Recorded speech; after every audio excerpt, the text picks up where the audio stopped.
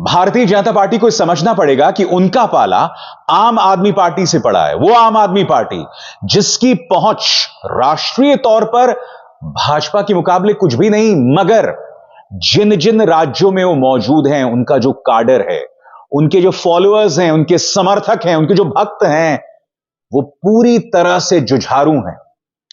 आज वो हर मोर्चे पर मुकाबला कर रहे हैं भाजपा और उसकी पुलिस का। और यही नहीं, अरविंद केजरीवाल बेशक जेल में हैं, मगर उनके संदेश के साथ सुनीता केजरीवाल सामने आई हैं। इस बात को लेकर पहले से गुगाहट थी कि क्या अरविंद केजरीवाल की जगह उनकी पत्नी सुनीता केजरीवाल मुख्यमंत्री बन सकती हैं, क्योंकि मैं आपको याद दिलाना चाहूंगा कि सुनीता केजरीवाल भी IRS ऑफिसर रह चुकी हैं, यानी कि प्रशासन का पूरा तजुर्बा है। मगर अरविंद का संदेश देकर वो आई, और यह अपने आप में बहुत मायने रखता है दोस्तों। इसके जरिए एक तीर से दो शिकार किए जा रहे हैं। पहली बात, पत्नी के जरिए संदेश देकर इमोशनल कार्ड खेला जा रहा है, और दूसरी बात, पत्नी से बेहतर पति का संदेश जनता तक कौन पहुंचा सकता है। क्योंकि देखिए, अरविंद केजरीवाल मुख्यमंत्री होने के अलावा एक पति भी हैं, एक पिता भी हैं, और प्रदेश की जनता में, चाहे दिल्ली की जनता हो या पंजाब की जनता हो, उसमें अरविंद केजरीवाल का जो तुरुप का कार्ड रहा है, या एक बड़ा फैक्टर रहा है, जब वो बार बार अपने परिवार की बात करते हैं। इसीलिए आज उनके संदेश के साथ सुनीता केजरीवाल आई। सुनीता केजरीवाल ने क्या कहा, कौन सी वो 4 बड़ी बातें थी, कुछ ही लम्हों में मैं आपको सुनाने वाला हूं। मगर सबसे पहले दोस्तों, जैसे मैंने बताया, भगत सिंह के बलिदान दिवस पर आज आम आदमी पार्टी का कार्यकर्ता सड़क पर मौजूद था। भगवंत मान जैसे मुख्यमंत्री के बीच में वो सड़क पर मौजूद था, अपनी ताकत दिखा रहा था। इंडिया गठबंधन के कई नेताओं ने इस मौके पर आम आदमी पार्टी का साथ दिया। ये तस्वीरें उस बात की बानगी है कि किस तरह से विरोध प्रदर्शन किया जा रहा है। भगवंत मान ने सवाल उठाते हुए कहा कि क्या आज तुम भगत सिंह से बड़े हो गए हो।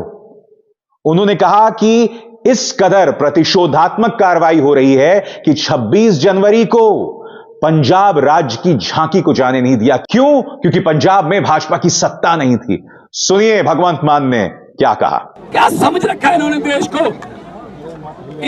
ये देश किसी के बाप की जागीर नहीं है। इन्होंने समझ रखा है, ये 26 जनवरी को पंजाब की झांकी निकाल दी, झांकी रिजेक्ट कर दी, हटा दी। अरे भगत सिंह से बड़े हो गए तुम, राजगुरु सुखदेव से बड़े हो गए तुम, करतार सिंह सराभा से बड़े हो गए, लाला लाजपत राय से बड़े हो गए। आपके यहाँ आपका कोई रिश्तेदार जलियांवाले बाग में मारा गया था? ना ना ना। अरे आजादी लेके भी जिन्होंने उनकी झांकियां रिजेक्ट कर रहे हो, क्या क्या हिम्मत है आप में। सो मेरे देशवासियों, आओ, देश को बचाने के लिए हमें बाहर निकलना पड़ा था। पहले लड़े थे गोरों से, पहले लड़े थे गोरों से, तो ये आ गए, ये आ गए आजकल के नए अंग्रेज, ये नए अंग्रेज आ गए। तो पूरे लाव लश्कर के साथ, पूरी ताकत के साथ आम आदमी पार्टी के कार्यकर्ता सड़क पर मौजूद थे। और यही नहीं, जहां जहां दिल्ली पुलिस के साथ उनका टकराव हुआ, वहां नजारा देखने लायक था दोस्तों। अब मैं आपको एक वीडियो दिखाने वाला हूं। आतिशी मरलेना जो है पार्टी की नेता हैं, वो जा रही थी और अचानक दिल्ली पुलिस उन्हें रोकती है। इसमें दिल्ली पुलिस का कोई बहुत जोर जबरदस्ती आप नहीं देखते हैं, मगर देखिएगा किस तरह से दिल्ली पुलिस को जो है लेने के देने पड़ जाते हैं। यह पूरा नजारा देखिए दोस्तों, और फिर मैं उसकी चर्चा करता हूं। चलिए आइए, बैठिए, चलिए अब आइए हमारी गाड़ी, आइए हमें लेके चलिए, आइए बैठिए, नहीं बैठो आप हमारी गाड़ी। आप जाना कहाँ है? मुझे अपने घर जाना है। नहीं यहीं बैठ जाते। ये तो गजब गुंडाई है। यहीं बैठ जाओ, सारे बैठ जाओ, बैठ जाओ, बैठ जाओ, बैठ जाओ, बैठ जाओ, बैठ जाओ, बैठ जाओ। अरे आपने रोका, गोली मार दो, अरे गोली मारो ना, गोली मारो, गोली मारो, गोली मारो, हम वहाँ से अपना प्रदर्शन मारो, गोली, गोली मारो, मेरी गाड़ी दे, गोली मारो, गोली मारो सर, घर जाना है। खत्म करो ना लोग। अरे अपोजिशन को खत्म करो, अपोजिशन को खत्म करो गोली मार के। आम आदमी पार्टी के कोई बात नहीं किया जा रहा है। अपोजिशन को खत्म कर दो। ये हाल है, ये हाल है जनता पार्टी के। पार्टी ऑफिस जाने से हमें रोका गया। पार्टी ऑफिस से निकलकर सौरभ भारद्वाज जी, दुर्गेश पाठक, आदिल अहमद खान और मैं मेरे घर जा रहे थे। प्रगति मैदान पे AB 17 पे मेरा घर है। हम यहाँ पे 12 खम्बा रोड के फ्लाईओवर से नीचे उतरे और इन पुलिस वालों ने मेरा चेहरा देख के गाड़ी रोकी। अब ये कह रहे हैं हमें अपने घर भी नहीं जाने देंगे। ये क्या तानाशाही चल रही है? आप हमें पार्टी ऑफिस नहीं जाने दोगे? आप तो आपने रोका हमें। क्यों रोका? आपका बता के जाएंगे क्या सर? आपका क्यों बताए? क्यों पूछ रहे हैं आप? क्यों पूछ रहे हो आप? क्यों पूछ रहे हो आप? कहाँ जा रहे हैं? घर जा रहे हैं अपने? किस अधिकार से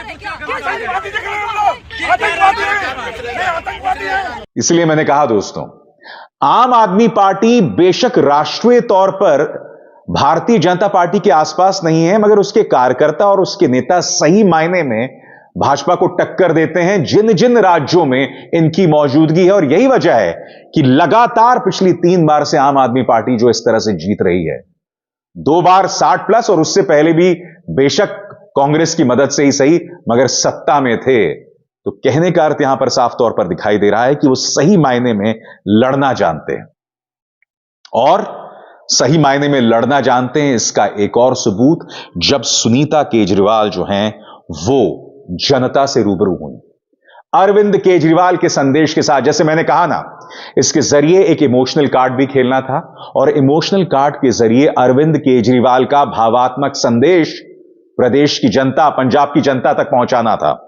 अरविंद केजरीवाल ने अपनी पत्नी के जरिए कहा कि मुझे गिरफ्तार कर लिया गया है, मैं अंदर रहूं या बाहर, मैं पल पल देश की सेवा करता रहूंगा।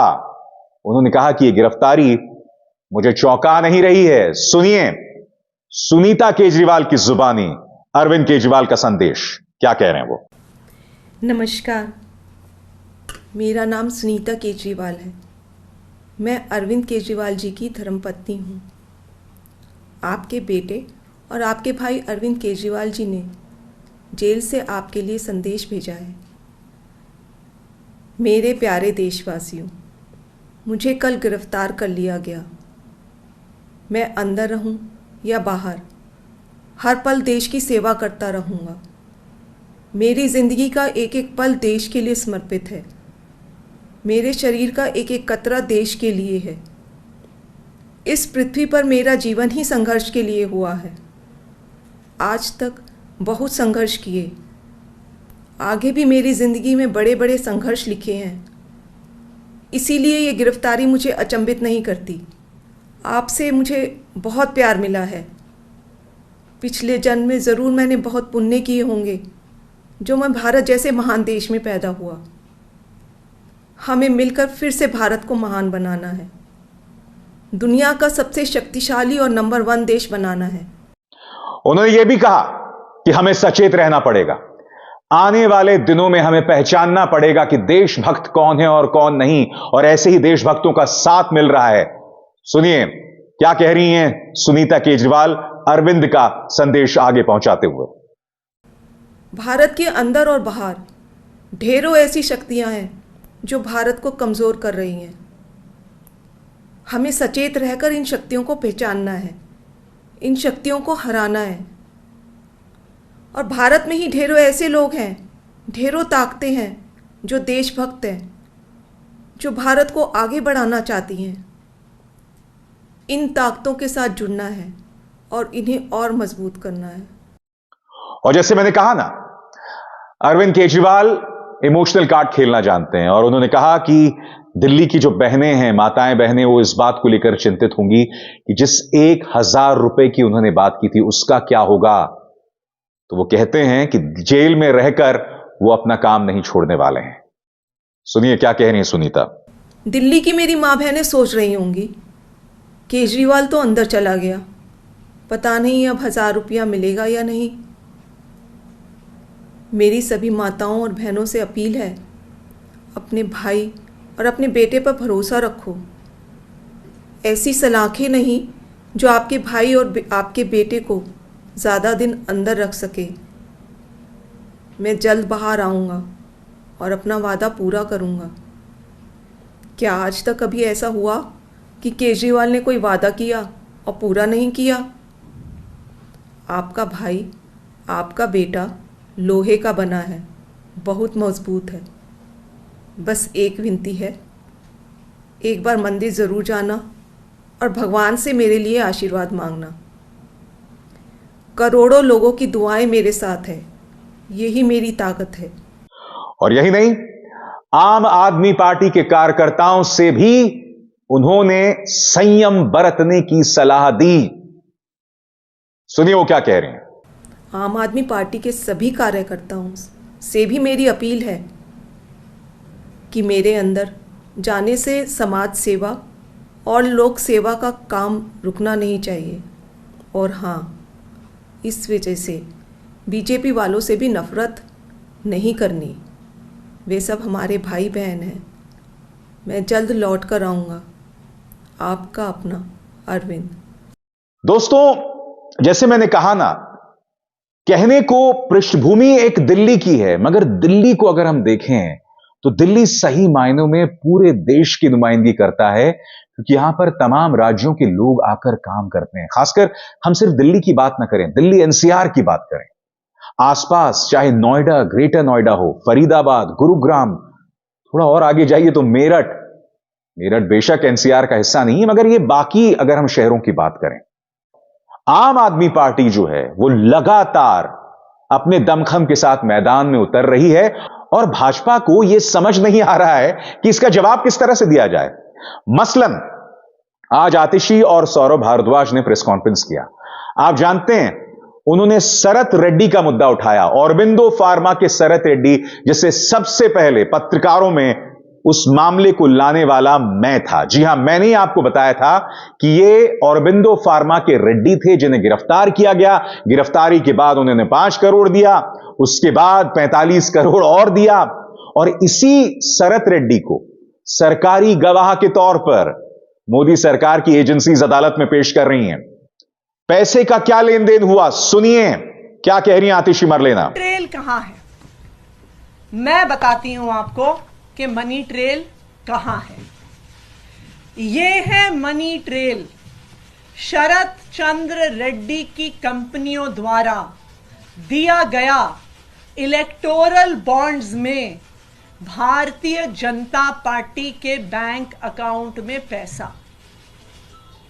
आज ये मनी ट्रेल पूरे देश के सामने आ गई है कि शरत चंद्र रेड्डी, ऑरोबिंदो फार्मा का मालिक, एपीएल हेल्थकेयर का मालिक, यूजिया फार्मा का मालिक, शराब का कारोबारी, उसने 4.5 करोड़ रुपए के इलेक्टोरल बॉन्ड्स दिए एक्साइज पॉलिसी के बनने के दौरान भारतीय जनता पार्टी को। उसके बाद गिरफ्तार होने के बाद 55 करोड़ रुपए के इलेक्टोरल बॉन्ड्स दिए भारतीय जनता पार्टी को। तो जिस मनी ट्रेल की पिछले 2 साल से तलाश हो रही थी, आज वो मनी ट्रेल सामने आ गई है कि आखिरकार शराब के कारोबारियों ने पैसा किसको दिया, पैसा कहां गया और पैसा कब गया। तो अब मैं प्रधानमंत्री नरेंद्र मोदी जी को चैलेंज कर रही हूं। मैं उनके राइट हैंड इन्फोर्समेंट डायरेक्टरेट को चैलेंज कर रही हूं कि आज शराब घोटाले की मनी ट्रेल मिल गई है। सारा पैसा भारतीय जनता पार्टी के बैंक अकाउंट में गया है। तो enforcement directorate Bharatiya Janata party को आरोपी बनाए और enforcement directorate Bharatiya Janata party के राष्ट्रीय अध्यक्ष जेपी नड्डा को गिरफ्तार करे, क्योंकि अब पहली बार एक्साइज पॉलिसी के मामले में आधिकारिक मनी ट्रेल सामने आ गया है और ये मनी ट्रेल सीधा शराब के कारोबारियों से भारतीय जनता पार्टी के बैंक अकाउंट में गया है। आप जानते हैं जो बात आतिशी यहां कह रही हैं, या कुछ देर बाद जो सौरभ भारद्वाज की बात मैं आपको सुनाऊंगा, दिलचस्प बात यह है कि समाचार एजेंसी एएनआई ने पूरे प्रेस कॉन्फ्रेंस को दिखाया, मगर ये जो पहलू हैं ये काटकर उन्होंने पेश किया। यानी कि आप देख सकते हैं ये सरकारी एजेंसी किसी भी सूरत में उस खबर को जनता तक नहीं पहुंचाना चाहते जिसके जरिए भाजपा के लिए असहजता पैदा हो। इसीलिए मैं आपसे कह रहा हूं, ये जो लोकतंत्र है इस पर लगातार दाग लगाने का काम पत्रकार कर रहे हैं, ये समाचार एजेंसी, ये गोदी मीडिया कर रही है। सौरभ भारद्वाज को सुनिए, वो बता रहे हैं कि किस तरह से पैसे का पूरा ट्रेल गया है। सुनिए उनकी बात। 9 नवंबर को 2022 ईडी शरद चंद्र रेड्डी को बुलाती है। शरद चंद्र रेड्डी कहते हैं कि मैं अरविंद केजरीवाल से कभी नहीं मिला, कोई पैसे का कोई लेन देन नहीं है, कोई सवाल ही नहीं उठता। अगले दिन 10 नवंबर 2022 को शरद चंद्र रेड्डी को ईडी गिरफ्तार कर लेती है। शरद चंद्र रेड्डी से दोबारा से पूछा गया, चार्जशीट दायर की गई। चार्जशीट के अंदर ईडी ने कहा कि शरद चंद्र रेड्डी ने माना नहीं है, मगर ईडी कह रही है कि यह किंगपिन है। जो कल अरविंद केजरीवाल जी को किंगपिन बताया जा रहा था, वो 6 जनवरी 2023 में शरद चंद्र रेड्डी थे, उनको किंगपिन बताया गया और उनके खिलाफ चार्जशीट दायर कर दी गई। जनवरी 2020 में जब इनकी बेल की सुनवाई शरद चंद्र रेड्डी की हो रही थी, अभी वो जेल में ही हैं, तो उन्होंने ईडी पे आरोप लगाया कि ईडी के लोग उनके ऊपर फोर्स का इस्तेमाल करके, बल का इस्तेमाल करके उनसे झूठी स्टेटमेंट लेना चाहते हैं और उनके एम्प्लॉइज को भी डराया धमकाया जा रहा है। ये हमारा नहीं, शरद चंद्र रेड्डी का अपनी बेल के अंदर स्टेटमेंट है कि मुझको दबाव डाला जा रहा है कि जो ईडी कह रही है प्री डिक्टेटेड स्टेटमेंट मैं दूं। ये जनवरी 20, 2023 की बात है। अप्रैल के अंदर करीब 6 महीने बाद शरद चंद्र रेड्डी स्टेटमेंट दे देते हैं कि हाँ मैंने 100 करोड़ रुपए दिए। 6 महीने बाद कई बार स्टेटमेंट देने के बाद ये उन्होंने स्टेटमेंट दी। अब मई आ गया, मई में उनकी एप्लीकेशन अब हाई कोर्ट के अंदर लगी कि मेरी पीठ में बहुत दर्द चल रहा है। ईडी ने कहा हाँ साहब इनके पीठ में बहुत दर्द है, लिहाजा इनको बेल दे दी जाए। और जैसे ही बेल मिली, पंछी आजाद हुआ। 2 जून 2023 को कहा गया सरकारी गवाह बने शरद चंद्र रेड्डी, मतलब सरकार की शरण में आ गए। अब जब शरण में आ गए तो जैसे जो भी शरण में आता है फिर वो प्रसाद चढ़ाना पड़ता है। फिर आप प्रसाद की कहानी सुनिए। जून 2023 में शरद चंद्र रेड्डी अप्रूवर बन जाते हैं और नवंबर 2023 में जब सरकार को पता है कि ये मनी लॉन्ड्रिंग का आरोपी है, इसने तथाकथित तौर पे 100 करोड़ रुपए की रिश्वत दी, ये जेल में था, उस आदमी से उसकी कंपनियों के थ्रू 3 कंपनी जिनके नाम आतिशी ने बताए, पहली कंपनी औरबिंदो फार्मा और उसकी 2 सब्सिडीज से 50 करोड़ रुपया भारतीय जनता पार्टी ने लिया। 50 करोड़ रुपया। तो एक तरह से कहा जा सकता है पूरे दमखम के साथ आम आदमी पार्टी इस वक्त भाजपा का मुकाबला कर रही है।